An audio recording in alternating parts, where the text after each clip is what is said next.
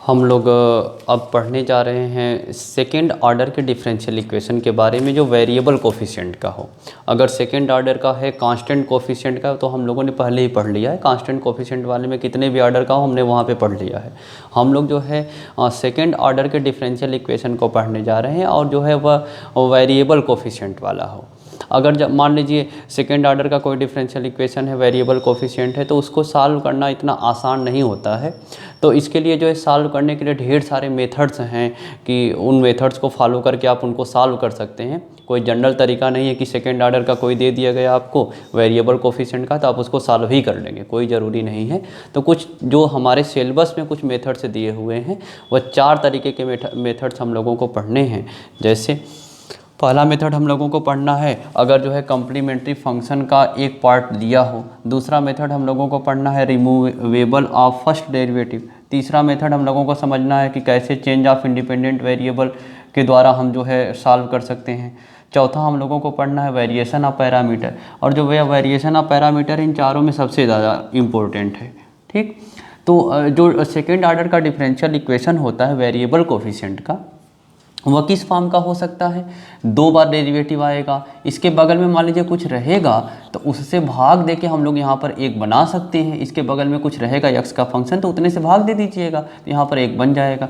अब dy dx के बगल में जो कुछ आया p मान लिया, y के बगल में जो कुछ आया q मान लिया, यहाँ r मान लिया।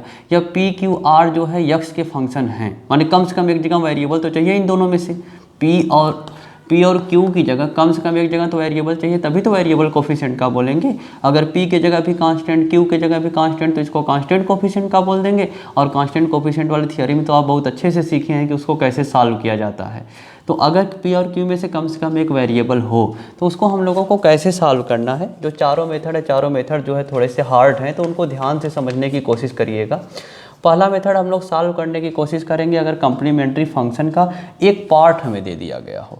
तो कम्प्लीमेंट्री फंक्शन के पार्ट का क्या मतलब है? सबसे पहले हम सबसे पहला मेथड स्टार्ट करते हैं, फिर आपको बता रहे हैं कि इस मेथड में कैसे जो है, इस मेथड के द्वारा कैसे हम लोग डिफरेंशियल इक्वेशन को सॉल्व कर सकते हैं जो वेरिएबल कोफिशिएंट का हो और सेकेंड ऑर्डर का हो।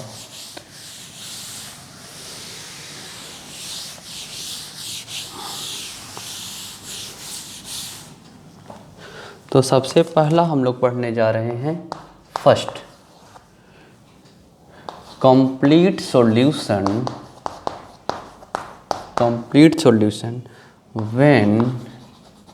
When a part of complementary function is known। तो a part of complementary function का अर्थ पहले समझ लेते हैं। जैसे मान लीजिए किसी डिफरेंशियल इक्वेशन में अगर आपने कम्प्लीमेंट्री फंक्शन लिखा, जैसे लिखा c1 और आपने लिख दिया e की power 2x plus c2 e की पावर 3x। अगर मान लीजिए किसी सवाल में जो है आपने कम्प्लीमेंट्री फंक्शन ऐसे लिखा है, तो ए पार्ट ऑफ कम्प्लीमेंट्री फंक्शन का मतलब यह होता है कि जो एक टुकड़ा, यह क्या बोला जाएगा? कम्प्लीमेंट्री फंक्शन का एक पार्ट है।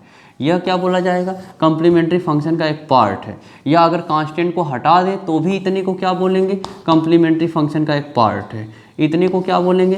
कम्प्लीमेंट्री फंक्शन का एक पार्ट है। ठीक है ना, माने किसी एक टर्म को ले लीजिए या कांस्टेंट को छोड़ के ले लीजिए, तब भी बोला जाएगा वह कम्प्लीमेंट्री फंक्शन का एक पार्ट है। तो आप जब डिफरेंशियल इक्वेशन सॉल्व करते थे कांस्टेंट कोफिशिएंट वाले में, तो आपका करते क्या थे? अगर कोई डिफरेंशियल इक्वेशन दिया रहता था और बराबर 0 रहता था, आप सिर्फ क्या निकालते थे? कम्प्लीमेंट्री फंक्शन, और यही आपका जो है जनरल सॉल्यूशन हो जाता था। तो अच्छा, कम्प्लीमेंट्री फंक्शन होता क्या है? कम्प्लीमेंट्री फंक्शन की सिर्फ कम्प्लीमेंट्री फंक्शन तभी निकालते थे जब बराबर करके क्या लिखा रहता था? 0। जब उधर कुछ रहता था तो पर्टिकुलर इंटीग्रल की ज़रूरत पड़ती थी आपको। तो अगर कम्प्लीमेंट्री फंक्शन ही जनरल सॉल्यूशन है तो इसका मतलब जो है y के जगह वह रखने से वैल्यू को क्या बना देगा? 0 बना देगा। तो जब यह कम्प्लीमेंट्री फंक्शन के जगह या टोटल वैल्यू रखने से 0 बनेगा तो इसका मतलब यह जो e की पावर 2x रखने से भी 0 बनेगा, e की पावर 3x रखने से भी 0 बनेगा। क्यों? क्योंकि जब हम थियरी ऑफ लीनियर इक्वेशन आपको पढ़ा रहे थे तो हमने आपको बताया था कि अगर y1 एक सॉल्यूशन है तो अगर इसमें कांस्टेंट से गुणा कर देंगे तो भी सॉल्यूशन रहेगा। तो किसी 2 सॉल्यूशन हैं, पहले में कांस्टेंट से गुणा कर दिया, दूसरे में कांस्टेंट से गुणा करके जोड़ दिया तो भी सॉल्यूशन रहेगा। तो अगर जो है कम्प्लीमेंट्री फंक्शन जो है डिफरेंशियल इक्वेशन को 0 बना देता है तो इसका मतलब उसका कोई टुकड़ा लेंगे तो वह भी डिफरेंशियल इक्वेशन को क्या बना देगा, जीरो। यह बात आपके मन में रहनी चाहिए। तो हम लोग जो है कम्प्लीमेंट्री फंक्शन के एक पार्ट का मतलब समझ गए कि कम्प्लीमेंट्री फंक्शन जो लिखा रहता है उसमें जितने टर्म है कोई एक टर्म ले लीजिए, या तो पूरा टर्म उठा लीजिए या तो कांस्टेंट को छोड़ के ले लीजिए, वह भी कम्प्लीमेंट्री फंक्शन का एक पार्ट रहेगा। तो consider d2y dx2 plus p dy dx plus qy बराबर r। यह हमने एक डिफरेंशियल इक्वेशन कंसीडर किया जिसको हम लोगों को सॉल्व करना है, ठीक है। तो मान लेते हैं लेट y बराबर लेट u या y बराबर u लिख देते हैं, y बराबर u be a part of complementary function, then तो यह जो हो सकता है एग्जामिनेशन में जो ये एक पार्ट जो है वो हो सकता है आपको दे देगा, तब तो आपका आधा काम आसान कर देगा सवाल वाला। नहीं देगा तो पहले एक टुकड़ा हमको खोजना पड़ेगा कॉम्प्लीमेंट्री फंक्शन का, ठीक ना। तो अगर अच्छा कॉम्प्लीमेंट्री फंक्शन जो का होता है वह डिफरेंशियल इक्वेशन को क्या बनाता है, बराबर आर नहीं बनाएगा, बराबर जीरो बनाएगा। तो अगर यह कॉम्प्लीमेंट्री फंक्शन का एक टुकड़ा है तो यह जो है इस डिफरेंशियल इक्वेशन में y की जगह वह रख दिया जाए तो बराबर क्या बनाएगा, उसको जीरो बनाएगा, ठीक है।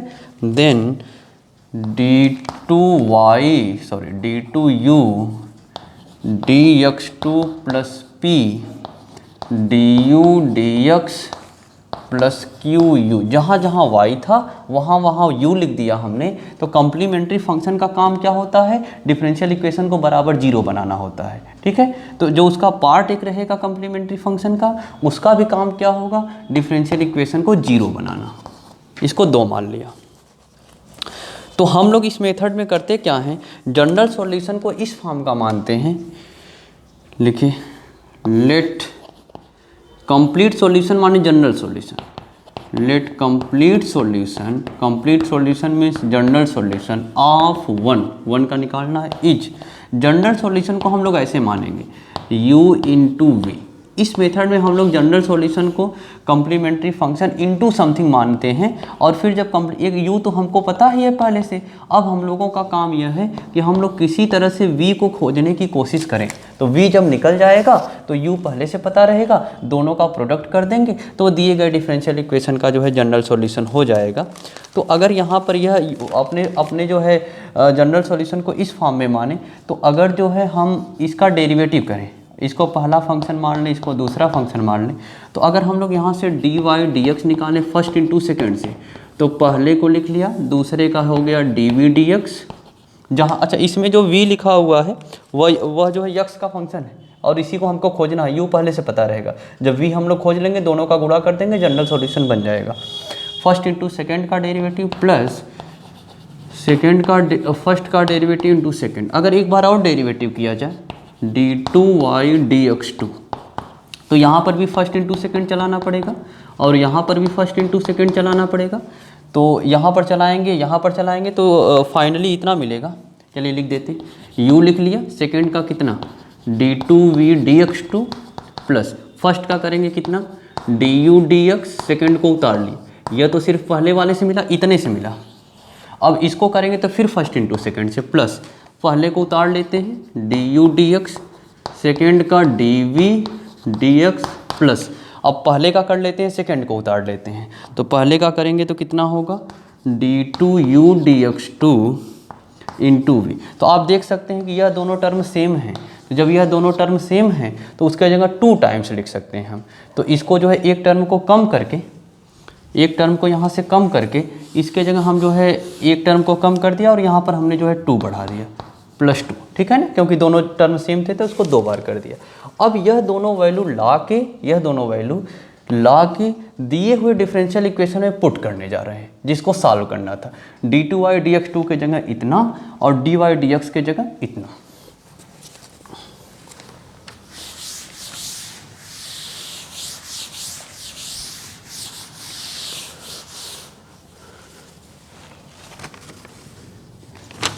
तो यह दोनों वैल्यू 1 में ला के पुट करेंगे तो क्या बनेगा, लिखा था 1 में d2y, तो d2y की जगह इतना रखने जा रहे हैं, u d2v dx2 plus 2 times du dx into dv dx plus v d2u dx2, यह हमने लिखा d2y dx2 के जगह, प्लस करके था p और बगल में dy dx था, तो dy dx की जगह इतना रखने जा रहा हूँ, u dv dx plus v du dx और प्लस q था, ठीक है। तो q के जगह q उतार लिया और y के जगह हमने माना है u इंटू वी और बराबर r को उतार लिया। तो अब इसको थोड़ा सा हम लोग सिंप्लीफाई करेंगे। तो अगर आप लोग जो है v वाले टर्म को एक जगह इकट्ठा करें तो v कहाँ कहाँ है, यहाँ पर है, यहाँ पर है, यहाँ पर है। तो v बाहर निकाल के लिखना चाहेंगे तो मिलेगा d2u dx2 plus p du dx plus qu plus u वाले टर्म को इकट्ठा करेंगे तो मिलेगा, आप इजीली कलेक्ट कर सकते हैं, p dv dx और इन दोनों से फ्री टर्म लिखेंगे तो 2 times du dx plus into dv dx बराबर r। आप इजीली जो है कलेक्ट कर सकते हैं, उसमें कोई मेहनत का काम नहीं है। यह v वाले टर्म जो है यहाँ पर दिख रहे हैं और जो है u यहाँ पर भी एक जगह दिख रहा है, दोनों को लिख दिया यहाँ पर। अच्छा एक चीज़ यह समझिए, इक्वेशन 2 को ध्यान से देखिए। इक्वेशन 2 में क्या था, इक्वेशन 2 में था कि u जो है कॉम्प्लीमेंट्री फंक्शन का पार्ट है, तो जब उसमें रखा जाएगा तो इतने हिस्से को 0 बनाएगा, तो इतना हिस्सा आपका बन गया 0। तो जब इतना हिस्सा 0 बच गया तो बस हमारे पास इतना बचा। तो हम लोग जो हिस्सा बचा हुआ है, हम लोगों के पास बस इतना हिस्सा बचा है।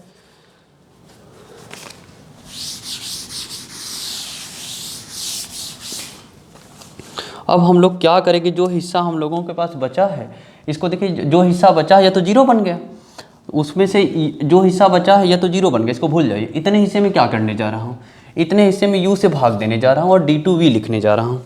तो इसको हम लोग लिख सकते हैं d2v dx2 plus p plus 2/u du dx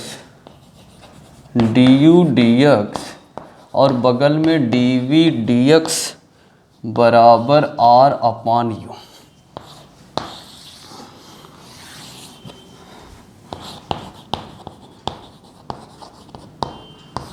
चलिए क्या किया हमने, u से दोनों साइड में भाग दे दिया। तो जब u से भाग देंगे तो यहाँ अपान में यहाँ आ जाएगा, u अपान में यहाँ आ जाएगा। तो जब u अपान में आ गया तो इस वाले टर्म को हमने यहाँ पर लिख दिया।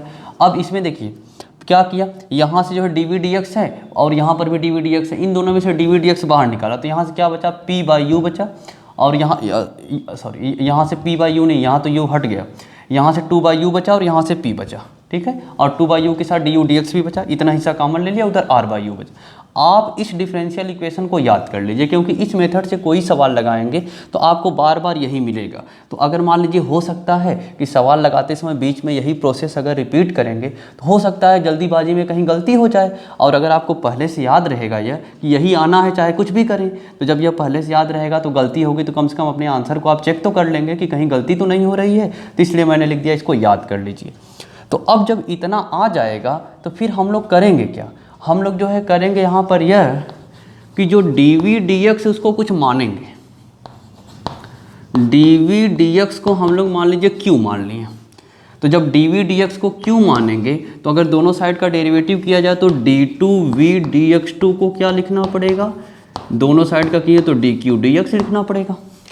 तो यह हमारा डिफरेंशियल इक्वेशन क्या बन जाएगा, इसके जगह बन जाएगा dq dx plus p plus 2/u du dx और dv dx को हमने q माना है बराबर r/u। अब जो यह डिफरेंशियल इक्वेशन बना है, यह डिफरेंशियल इक्वेशन हर बार बनेगा। तो इस डिफरेंशियल इक्वेशन को ध्यान से देखिए, u आपको दिया रहेगा तो u का x के रिस्पेक्ट में करेंगे तो ये x के टर्म में कुछ बनेगा, px का फंक्शन, ux का फंक्शन। तो इस डिफरेंशियल इक्वेशन को आप देख सकते हैं, जब मैं आपको लीनियर डिफरेंशियल इक्वेशन पढ़ाया था पहले चैप्टर में, माने जो है एक आर्डर वाला, तो वहाँ पर मैंने किस फॉर्म का बताया था, उसी से इसको कंपेयर करके देखिए।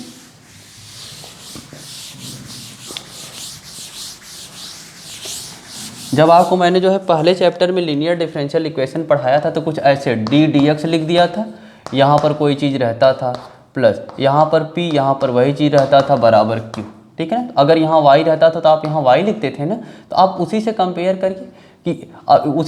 करिए यहाँ देखिए, यहाँ पर आपका क्यू लिख दिया गया है, ठीक। और p के जगह पर इतनी चीज़ है, जो कुछ भी है वह x के टर्म में रहेगा, p भी x के टर्म में, u भी x के टर्म में, u भी x के टर्म में, x के रेस्पेक्टिव डेरिवेटिव करेंगे तो टोटल x का फंक्शन आएगा। जितना यह गोला बनाया हूँ यह टोटल जब सिंप्लीफाई होगा तो x के टर्म में रहेगा। तो देखिए यहाँ पर जो कुछ भी आया है वह x के टर्म में है और बगल में फिर q लिखा हुआ है, और बराबर जो राइट हैंड साइड में लिखा है वह टोटल x के टर्म में है। तो ध्यान से देखिए डी क्यू डी एक्स, और जितना गोला बनाया हुआ x के टर्म में, और यहाँ q तो यहाँ q, और बराबर राइट हैंड साइड में r भी x के टर्म में, u भी x के टर्म में, तो टोटल x के टर्म में। तो आप इसको कह सकते हैं कि यह लीनियर डिफरेंशियल इक्वेशन है जो पहले चैप्टर में पढ़ाया था, एक आर्डर वाला, जिसमें डिपेंडेंट वेरिएबल q है और इंडिपेंडेंट वेरिएबल क्या है, x है। यह जो है लीनियर डिफरेंशियल इक्वेशन है फर्स्ट आर्डर का, जिसमें डिपेंडेंट वेरिएबल कौन है, q है, और इंडिपेंडेंट वेरिएबल कौन है, x है, ठीक। तो जब इसमें डिपेंडेंट वेरिएबल q है, इंडिपेंडेंट वेरिएबल x है, तो इसके बाद हम लोगों को क्या करना होगा, इसको सॉल्व करके हम लोग किसका मान निकालेंगे। अब इसमें तो जनरल है तो इसको निकालेंगे नहीं, सवाल में यही प्रोसेस रिपीट करेंगे।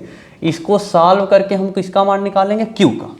तो जब q निकल जाएगा हमारा, हमको निकालना क्या था, हमको तो v निकालना था। तो इसको सॉल्व करके हम लोग जो है किसका मान और किस तरीके से इसको सॉल्व करना पड़ेगा, लीनियर डिफरेंशियल इक्वेशन वाले तरीके से सॉल्व करना पड़ेगा।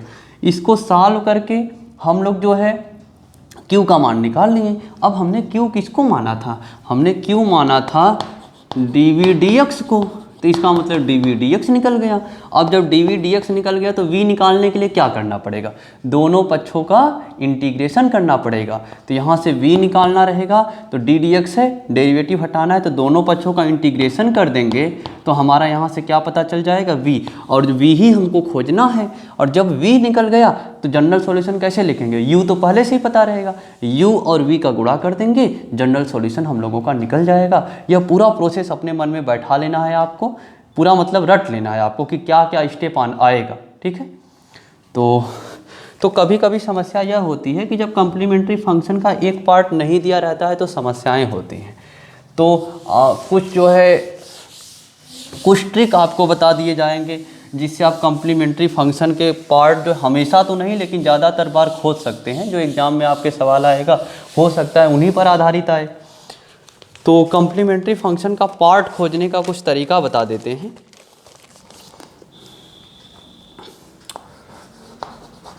रूल्स ऑफ फाइंडिंग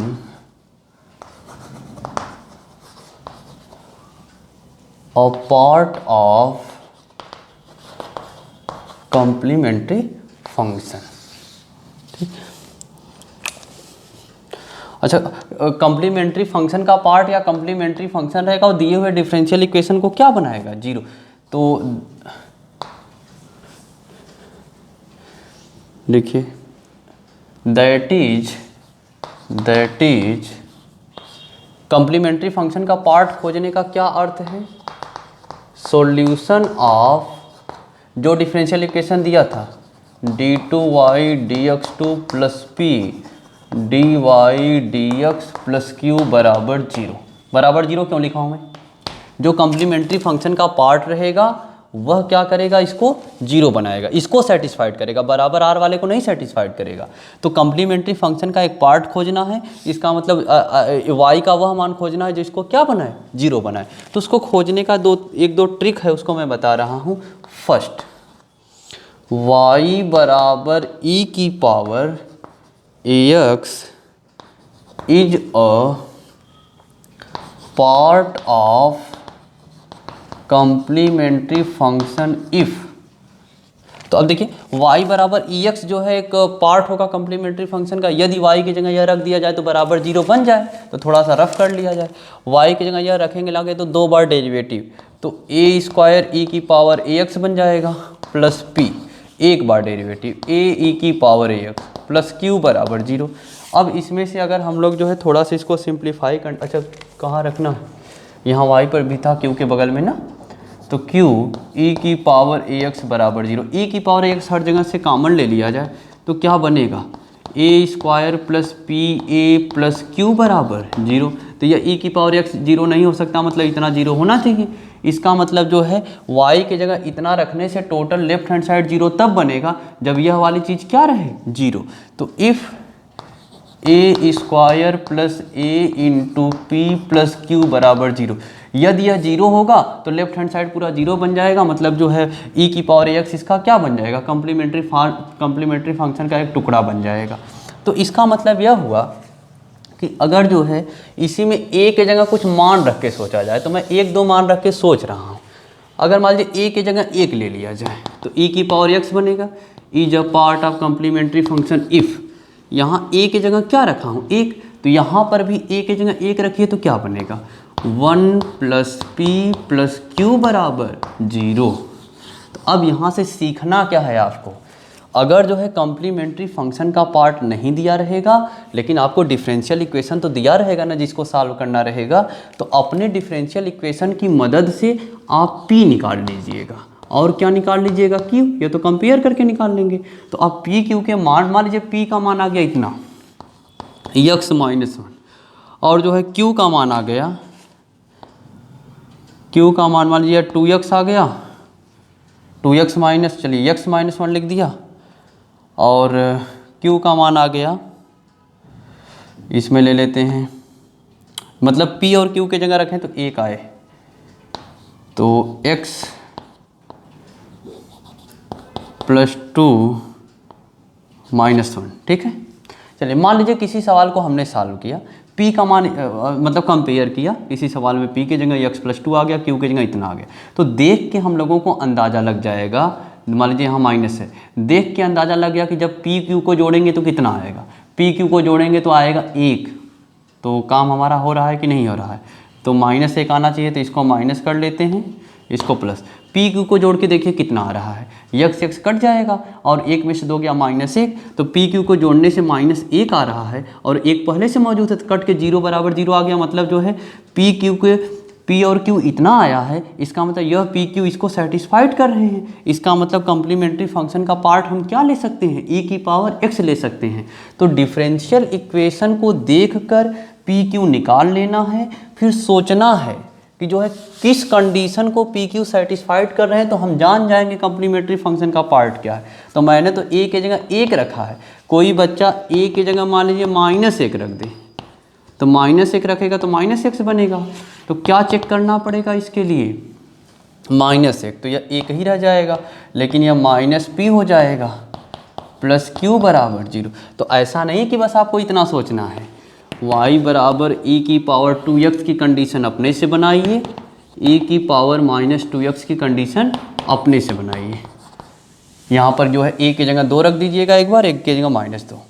तो जब आप कंडीशन बना लेंगे तो अब जो है आपको मान लीजिए कम्प्लीमेंट्री फंक्शन का एक टुकड़ा नहीं पता है, यह कंडीशन जो है याद रहनी चाहिए। आपके पास जो है 8 कंडीशन मान लीजिए आप बनाना चाहते हैं, मान लीजिए 2 वाली कंडीशन बनाना चाहते हैं, तो यहाँ क्या बनेगा 4, और यहाँ क्या बनेगा +2p प्लस q बराबर 0। -2 वाली कंडीशन बनाना चाहते हैं तो 4 -2p प्लस q बराबर 0। अब जो है ऐसा नहीं है कि जो है सिर्फ यह मान लीजिए कोई 3 रख के बना लीजिए, 4 रख के बना लीजिए, तो ज़्यादा बड़ा नहीं आपसे पूछा जाएगा एग्जाम में। तो आपके पास ये चारों कंडीशन याद रहनी चाहिए। तो अब सोचेंगे आप कि आपके सवाल में जो पी क्यू दिया है वह इनमें से किसको सेटिस्फाइड कर रहा है। आपको सोचना पड़ेगा, बारी बारी से एक एक को चेक करना पड़ेगा, बहुत मेहनत वाला काम है। जो आपके सवाल में पी क्यू दिया रहेगा आप चेक करेंगे कि इनमें से किसको सेटिस्फाइड कर रहा है। हो सकता है इनमें से किसी को ना सेटिस्फाइड करे, पता चले कि e की पावर 3x वाले को सेटिस्फाइड कर रहा है। तो आपको जो है इस तरह सेकेंड ऑर्डर के वेरिएबल कोफिशिएंट वाले सवाल को सॉल्व करने के लिए बहुत प्रैक्टिस की ज़रूरत होगी, ठीक है। तो ऐसा नहीं कि बस जो है e की पावर ax जैसा ही हो सकता है।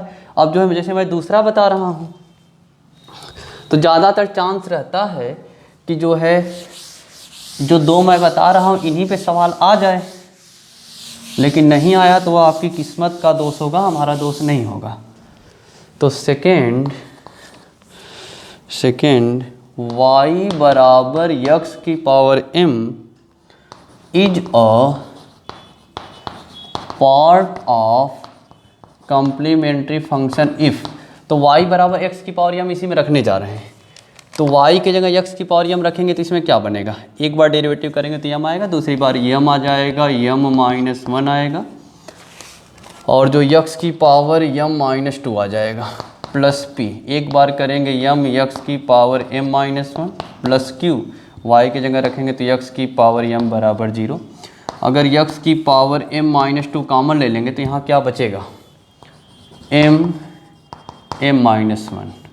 प्लस p, यहाँ से एक x बच जाएगा, mx pmx, और प्लस यहाँ m-2 निकालेंगे तो 2 बचेगा, qx² बराबर 0। यदि इतना 0 होगा, यदि इतने का मान 0 होगा तो यही ब्रैकेट में बच रहा है, तो यदि इतने का मान 0 होगा तो टोटल 0 हो जाएगा। टोटल 0 मान यह मान इसको सेटिस्फाइड कर देगा, जब इसको सेटिस्फाइड कर देगा तो कम्प्लीमेंट्री फंक्शन का एक पार्ट हो जाएगा। तो अब आपको यह वैल्यू याद रखनी है, ठीक है। अब इसी से कुछ पर्टिकुलर रिजल्ट बनाने की कोशिश करते हैं। y बराबर x की पावर n 1 कब होगा, जो है m की जगह 1 रखना पड़ेगा, तो 1 रखेंगे 0 हो गया। यहाँ क्या बनेगा, px प्लस px, अच्छा m की जगह 1 रखेंगे, ठीक है। तो यहाँ से कंडीशन हम लोगों की यह बनेगी, तो px प्लस q x² = 0।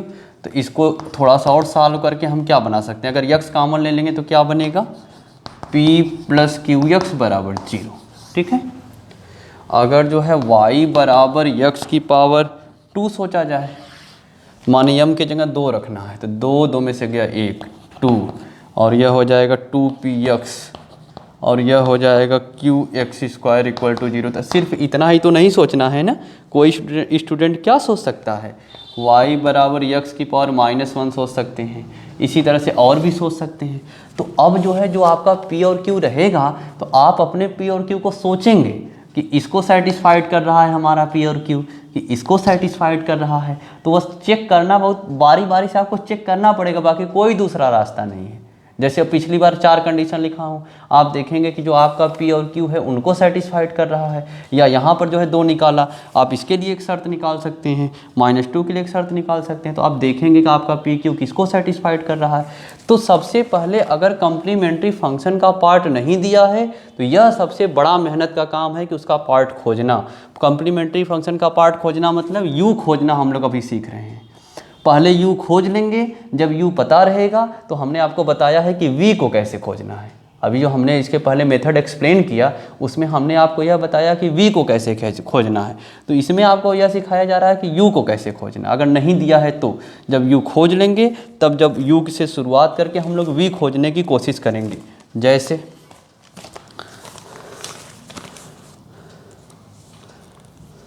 जैसे मान लीजिए मैं 1 2 P और Q दे रहा हूँ, धीरे धीरे आप लोग अपने से सोचना शुरू करिएगा।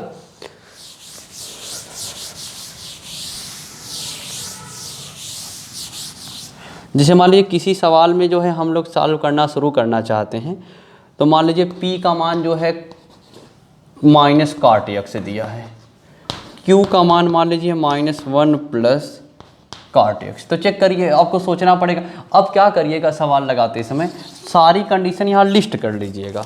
जैसे जितनी कंडीशन मैंने आपको बताया, जैसे मैंने बताया 1 + p + q 0 हो, और हमने बताया इसी तरह से और भी कंडीशन बताए, तो ये सारी कंडीशन यहाँ लिख लीजिएगा रफ पे।